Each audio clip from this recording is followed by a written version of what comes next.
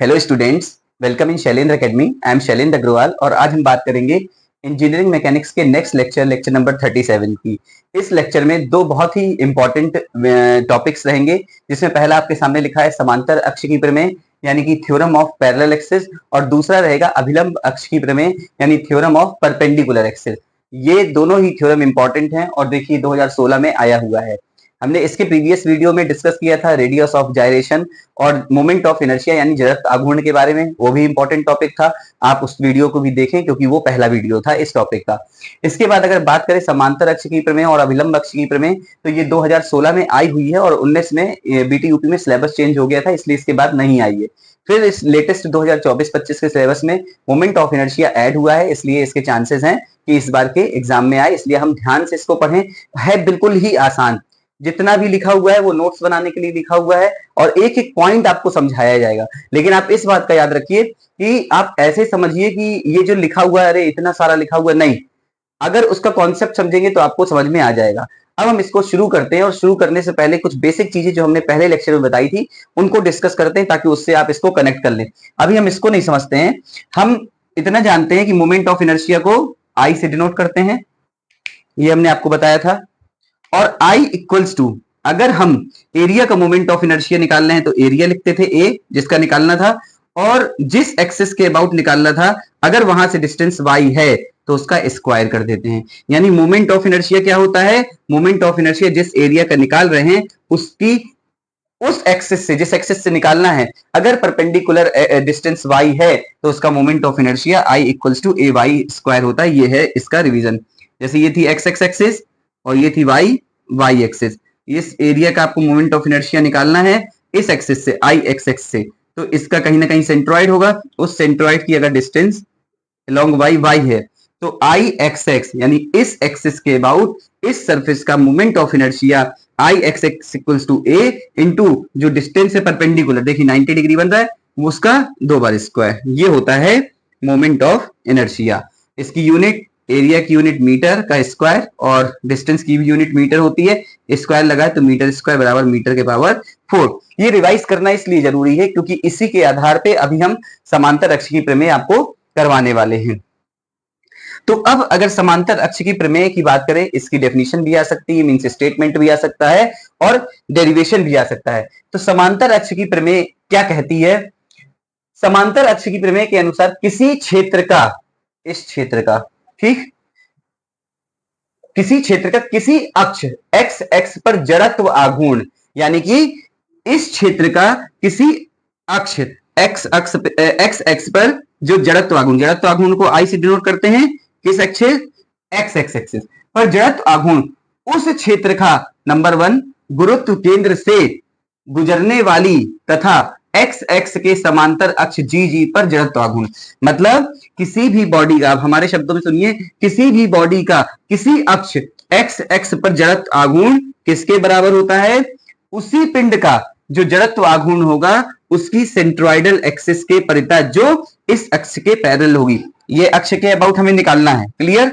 अब इस अक्ष के परिता इसका मोमेंट ऑफ इनर्शिया क्या होता है? वो अब जैसे आई के अबाउट आई एक्स एक्स, जी जी के अबाउट आई जी जी।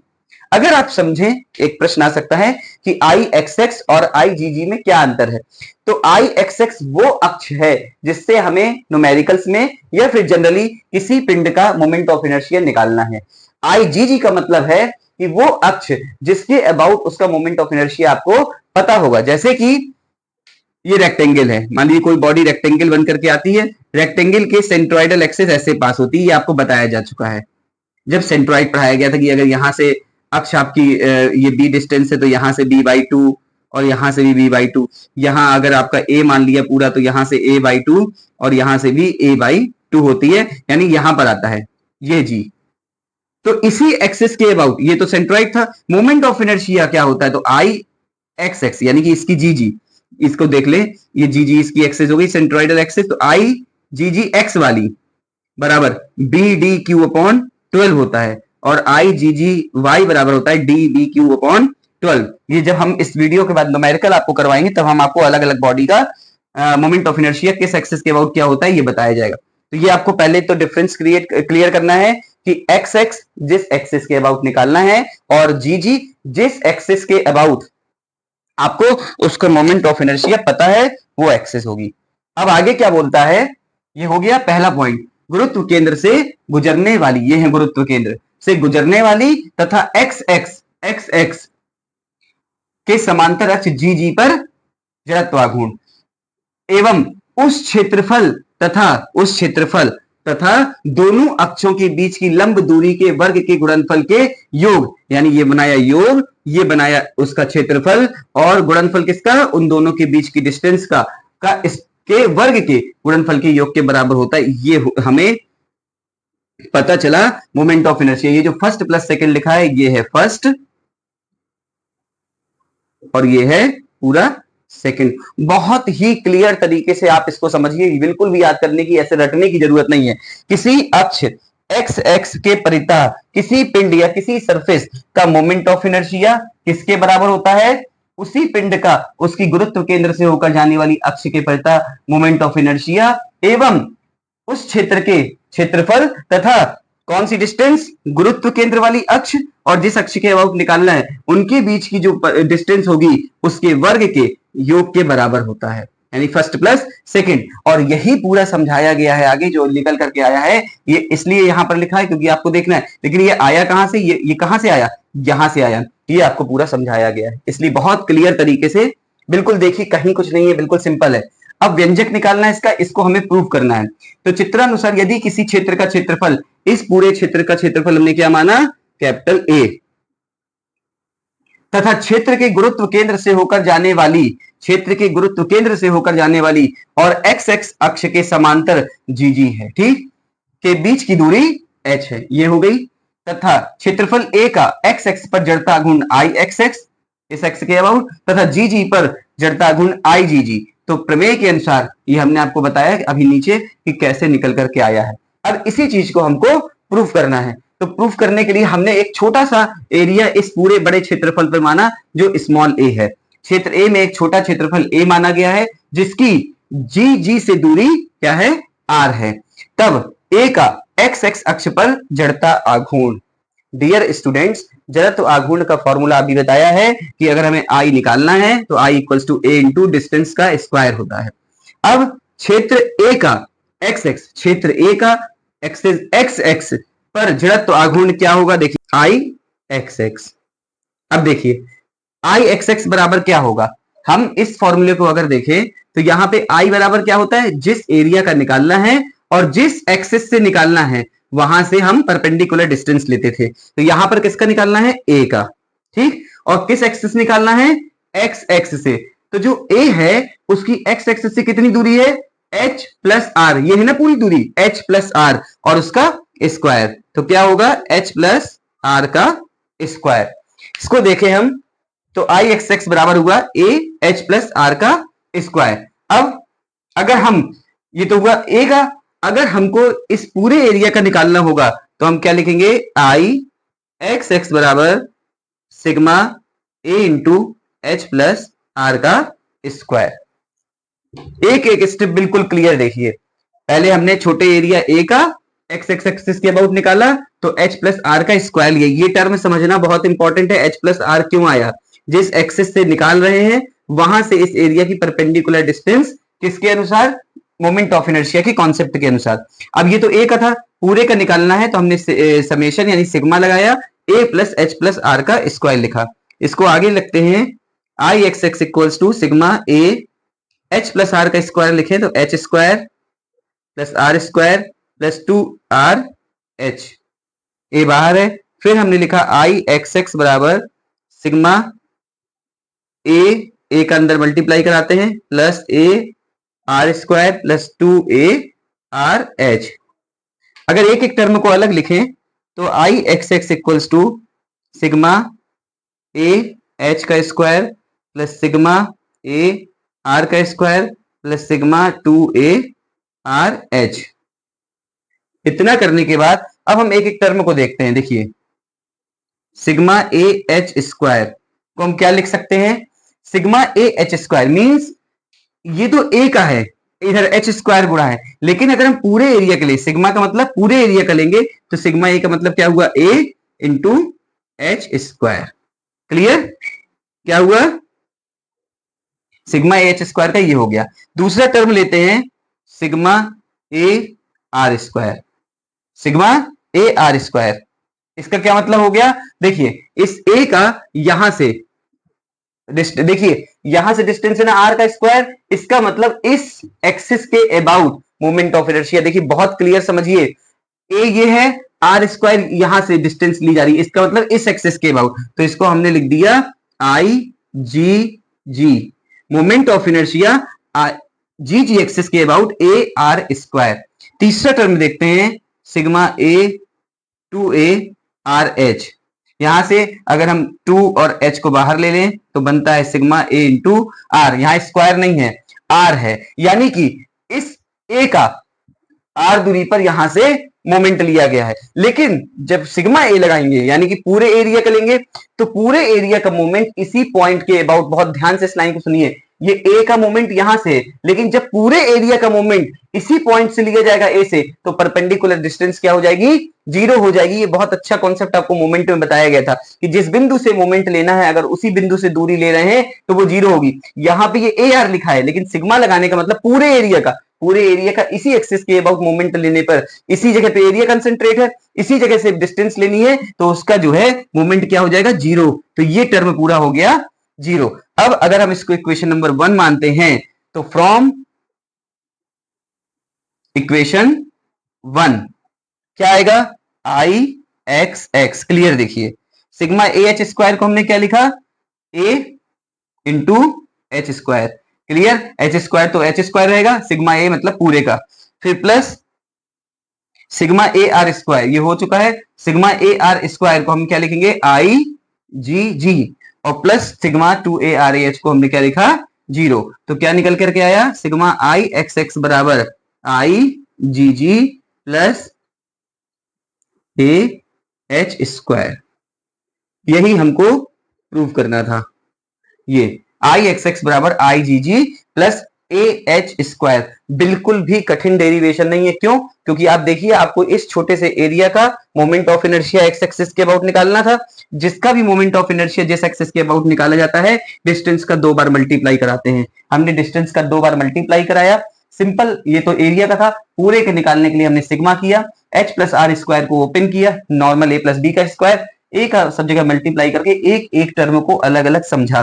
तो जो निकल करके आया रखने के बाद वो आया आई एक्स एक्स बराबर आई G G plus A H square. इस प्रकार से समांतर अक्ष की प्रमेय की परिभाषा बहुत ही आसान है। किसी सरफेस या किसी समतल का किसी अक्ष एक्स एक्स के परिता जड़त्व आघूर्ण किसके बराबर होता है, उसी पिंड की गुरुत्व केंद्र से होकर जाने वाली अक्ष के परिता मोमेंट ऑफ इनर्शिया यानी जड़त्व आघूर्ण एवं उस सरफेस के क्षेत्रफल और उन दोनों एक्सिस के बीच की डिस्टेंस के वर्ग के गुणनफल और फिर उसके बाद गुणनफल के बाद योग के बराबर होता है। बिल्कुल क्लियर, और कॉन्सेप्ट बिल्कुल एकदम आपका क्लियर हो जाएगा इसको देखने के बाद। अब इसी थ्योरम का, इसी इक्वेशन का जनरली हम यूज करेंगे न्यूमेरिकल करने में, क्योंकि कोई भी एक्सिस होगी समांतर अक्ष से ही हमको उसकी वैल्यू निकालने के लिए कही जाएगी। तो हम इस आगे लिख सकते हैं कि उपरोक्त समीकरण का उपयोग किसी भी सरफेस का किसी भी एक्सिस के परिता जड़त्व आघूर्ण निकालने के लिए हम इस समीकरण का उपयोग कर सकते हैं।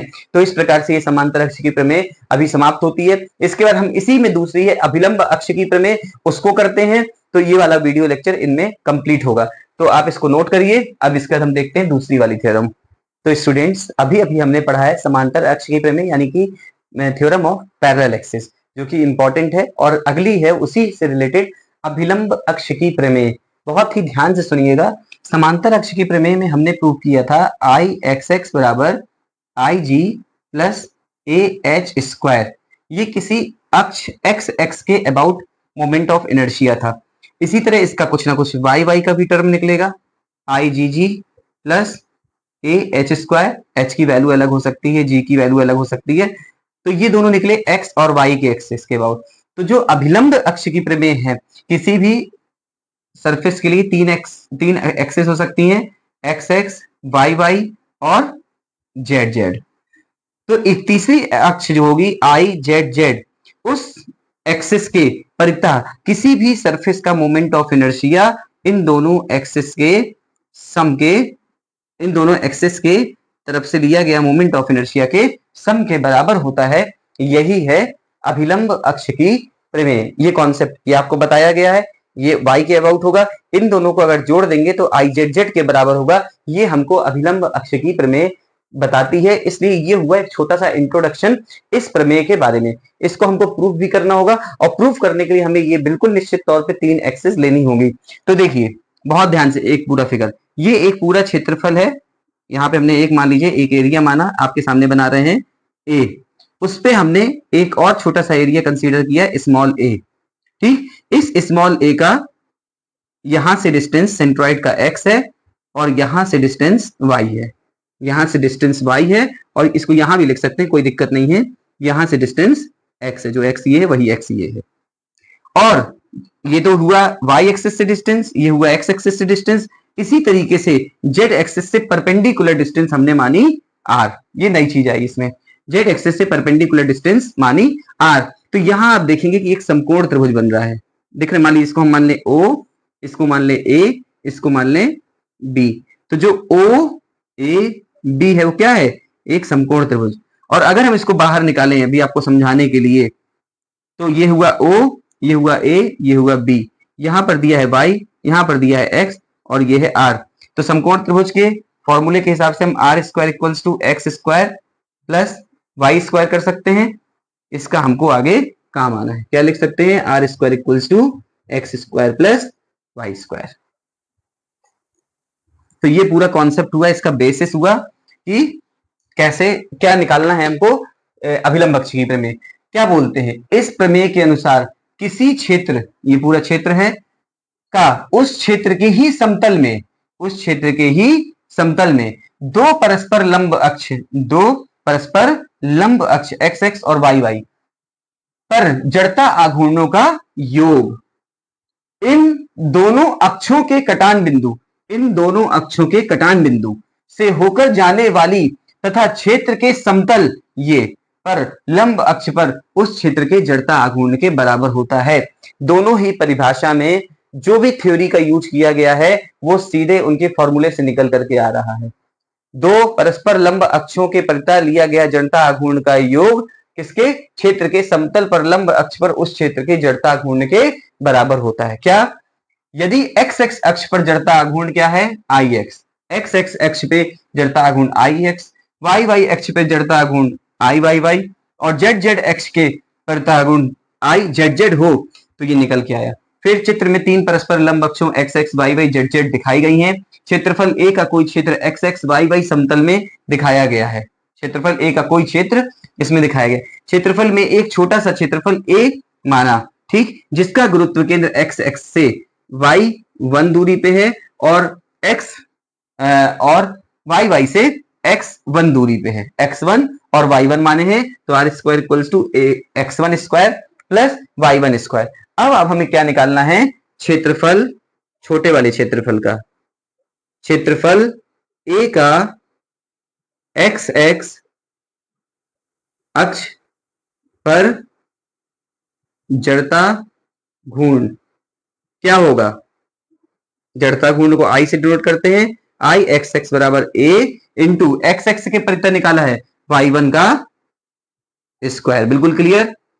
तो इसको अगर हमें पूरे क्षेत्र का निकालना है तो I X X equals to sigma A into y1 square, कहीं कोई दिक्कत नहीं। फिर हम लिखेंगे क्षेत्रफल ए का वाई वाई अक्ष पर जड़ता घूर्ण क्या होगा, आई वाई वाई इस अक्ष के परिता परपेंडिकुलर डिस्टेंस x, तो a इंटू x1 का स्क्वायर, या इसी को लिख सकते हैं पूरे एरिया के निकालने के लिए सिग्मा a इंटू x1 का स्क्वायर। इसको अगर हम समीकरण नंबर 1 मान लें और इसको समीकरण नंबर 2 मान लें तो क्या लिखेंगे, समीकरण 1 एवं 2 को जोड़ने पर क्या आएगा, यहां देखिए आई एक्स एक्स प्लस आई वाई वाई, आई एक्स एक्स प्लस आई वाई वाई बराबर सिग्मा ए वाई वन का स्क्वायर सिग्मा ए एक्स वन का स्क्वायर। यहां से आई एक्स एक्स प्लस आई वाई वाई बराबर सिग्मा ए कॉमन लिया और चाहे आगे लिख दे पीछे लिख दे एक्स वन का स्क्वायर प्लस वाई वन का स्क्वायर। यहां से हमने क्या बताया था, एक्स वन का स्क्वायर और वाई वन का स्क्वायर किसके बराबर होगा, ज्योमेट्री से आर वन के, क्योंकि समकोण त्रिभुज बन रहा है उनके बीच में। तो सिग्मा ए आर स्क्वायर हुआ। अब यहां से बहुत ध्यान से सुनिए, जिस प्रकार एक्स एक्सिस के परितः लिया गया आघूर्ण a into Y one square होता है, जिस प्रकार वाई वाई एक्सिस के परितः इसका लिया गया आघूर्ण a into x one square होता है, उसी प्रकार जेड जेड एक्सिस के परितः लिया गया आघूर्ण a इंटू आर स्क्वायर होगा, क्योंकि जेड जेड एक्सिस से परपेंडिकुलर डिस्टेंस आर है। देखिए यहां पर व्यू टू डायमेंशनल है, लेकिन अभी आप जिस भी कमरे पे बैठ करके वीडियो देख रहे हैं, अगर कमरे की कॉर्नर वाली दीवार को देखेंगे तो नीचे के जो सरफेस पे एक तरफ एक लाइन जा रही होगी, दूसरी तरफ दूसरी लाइन और तीसरी तरफ तीसरी लाइन जा रही होगी। इस प्रकार से वो कमरे में आप एक्स और वाई एक्सिस को देख सकते हैं और वहां से तीनों एक्सिस एक दूसरे के परपेंडिकुलर होंगी। तो उस प्रकार से जो आर है डिस्टेंस वो भी इसके परपेंडिकुलर होगी। तो अगर हम लिखें कि आई जेड जेड अक्ष के परितः जड़त्व आघूर्ण किसका, इस एरिया का, क्या होगा, I Z Z equals to मान लीजिए ए इंटू आर स्क्वायर। यही तो होगा, जैसे एक्स के परितः ए इंटू वाई वन निकला, वाई के परितः ए इंटू एक्स वन निकला, जेड के परितः ये निकलेगा, तो आई जेड जेड पूरे का निकालेंगे तो sigma A into R square हुआ। Sigma A into R square की जगह हम आई जेड जेड रख देंगे, तो इसको मानते हैं इक्वेशन नंबर 3। तो समीकरण नंबर 3 से क्या आया, आई एक्स एक्स प्लस आई वाई वाई, इसकी जगह हम रखेंगे आई जेड जेड, और यही हमारी थ्योरम है, आई जेड जेड बराबर आई एक्स एक्स प्लस आई वाई वाई, कुछ भी लिख दे दोनों ही सेम है।